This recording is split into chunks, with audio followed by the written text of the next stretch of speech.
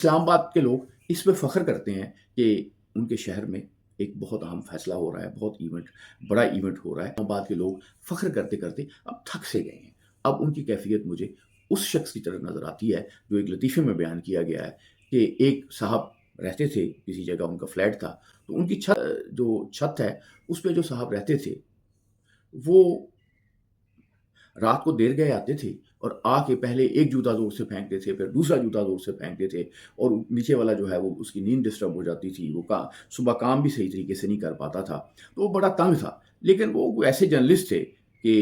وہ اپنے کام کی وجہ سے دیر سے آتے تھے، پھر ان کا ایک روب دبدبا ہی تھا، اس بندے کو جرت نہیں ہوتی تھی کہ وہ ان سے یہ شکایت کرتا۔ لیکن ایک ایسا موقع ملا کہ اس نے ان سے کہا کہ آپ یہ جو کام کرتے ہیں اگر آپ جوتے آرام سے اتار دیا کریں تو میں رات کو نہیں اٹھوں گا تو میری نیند خراب نہیں ہوگی۔ تو ان صاحب نے کہا کہ آپ نے کمال کر دیا، آپ کو چاہیے تھا یہ بات آپ مجھے پہلے بتا دیتے، میں آپ کو کوئی تنگ کرنے کے لیے، میں آپ کو عذاب دینے کے لیے تو نہیں ہوں، میں تو ایسا نہیں کروں گا، آئندہ آپ کو شکایت نہیں ہوگی کہ آپ یہ جوتا جو ہے یہ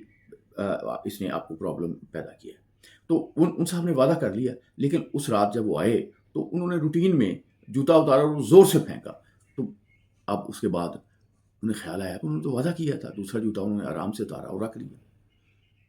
نیچے سے 3 گھنٹے بعد آواز آئی، اس شخص نے بکھلاہٹ میں چیخ کے کہا کہ یار وہ دوسرا جوتا اتار لو، میں تھک گیا ہوں، اتار لو دوسرا جوتا۔ تو اسلام آباد والے بھی یہی انتظار کر رہے ہیں اس دوسرے جوتے کی طرح کہ ٹرمپ آئیں اور معاہدہ ہو اور وہ پھر اس کے بعد چین کی زندگی جو ہے وہ جی سکیں۔